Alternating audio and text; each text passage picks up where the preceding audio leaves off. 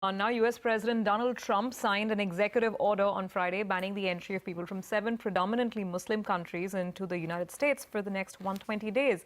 Now, this order has seen widespread protests in the U.S., but the reaction from different parts of the Middle East is incredibly varied. CNBC's Hadley Gamble is in Dubai, and she joins in with the latest details. Hadley, so no travel ban in the UAE, no travel ban in Saudi either?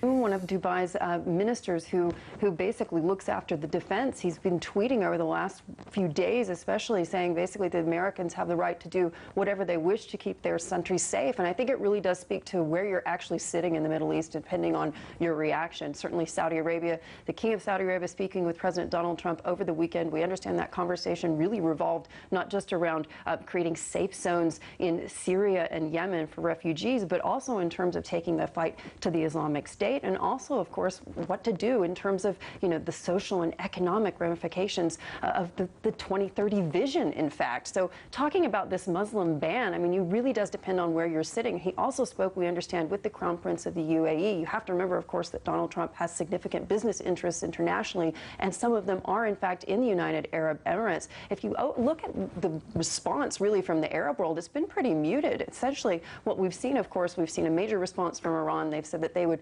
have retaliatory efforts potentially, as well as from Iraq as well. We understand that the Iraqi parliament is weighing whether or not to do something similar in response to what we've seen from the United States. But that, of course, raises a lot of red flags as well with the Iraqis in potentially big problems in terms of the fight against the Islamic State, because at least 5,000 or more U.S. personnel, at least military personnel, are right now in Iraq helping them to fight the Islamic State. So a lot of questions have been raised over what this will actually do to impact those operations in that country, certainly what's being done in terms of the fight against the Islamic State in Syria as well.